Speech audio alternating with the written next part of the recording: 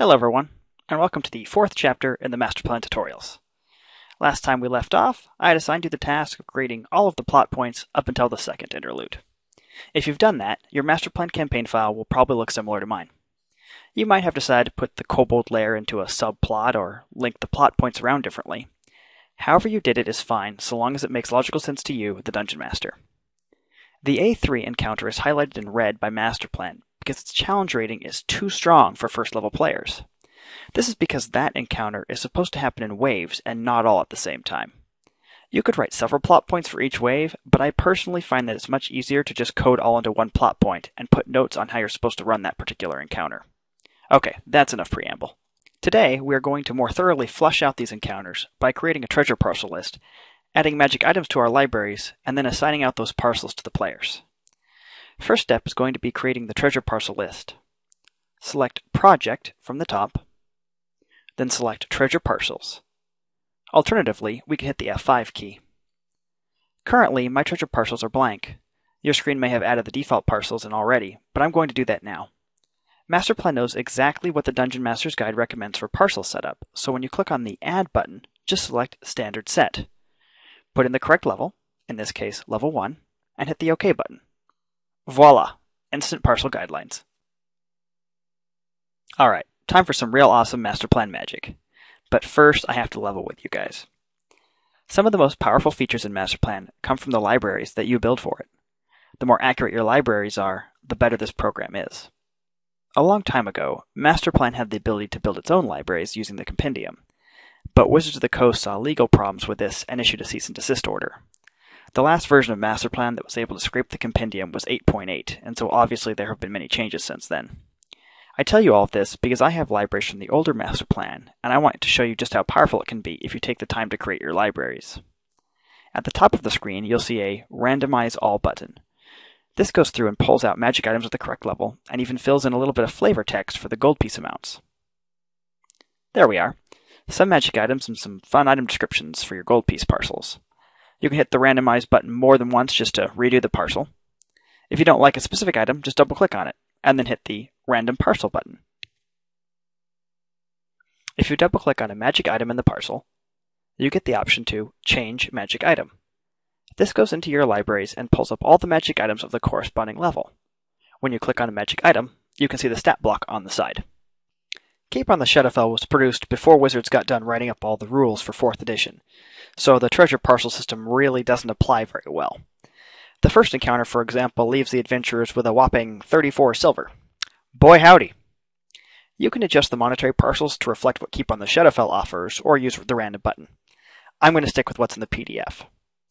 There are also 2 magic items in the first 5 treasure parcels, so let's go ahead and create those so we can add them to our parcel list. From the top, select Tools, and then Libraries. As you can see, this is what a very fleshed out library looks like. I'm going to choose Custom, but I think you have a Keep on the Shadowfell library from one of our earlier episodes. Change to the Magic Items tab. A single click on the Add button will open up our Magic Item interface. From here we can name the item, choose which level it is, and exactly what slot this item takes up. The description section is just for flavor text, but flavor text is usually pretty important. Switch over to the Sections tab, and we start filling in the important item details for the stat block. Click on Add, and use the drop-down menu to pick the right header to edit. Alright, you get the idea. I'm going to let you pause the video and add in the 2 magic items. I'll display the stat block for the Dwarven Armor so that you have a template to use for your own item. I'll see you when it's all done.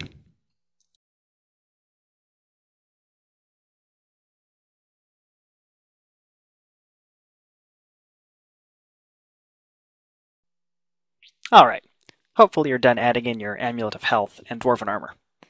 As you can see, I'm back to the treasure parcel screen, where I finished adding in the parcels up until Interlude 2.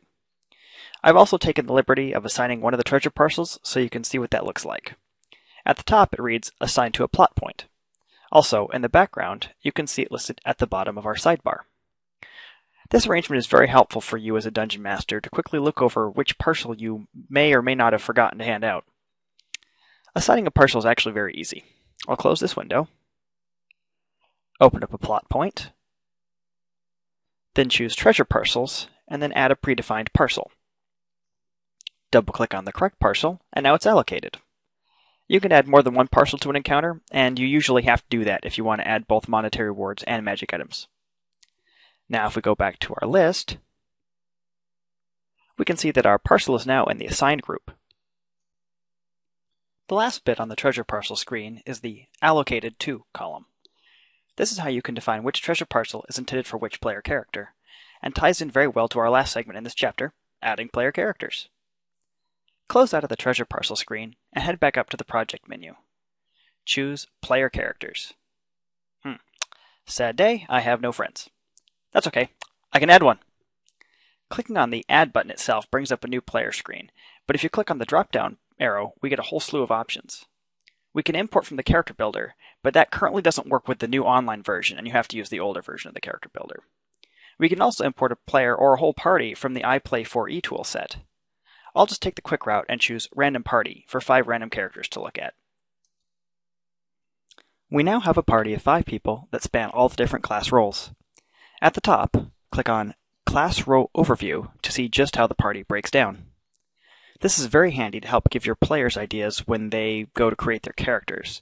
You can tell them which roles and power sources are already covered if they want to try to make for a more diverse group. Back on the Details screen, we can edit basic information about each player. Double-click on the character of choice, and begin editing.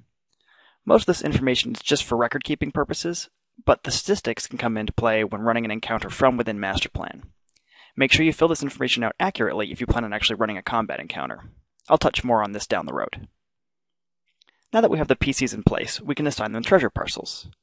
Close out of the player character screen and open up the treasure parcels again. We'll give our Dwarven armor to our defender. Click on the item, click on Change Parcel, Allocate to PC, and pick the correct player. You can allocate the mundane treasure too if that's your wish.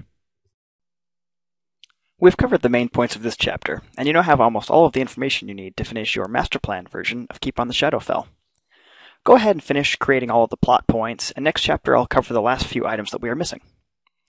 I'm sorry that this tutorial took a little bit longer to put up, but summer finally reached Seattle, so I've been trying to spend a little time outside. Until next chapter, happy gaming.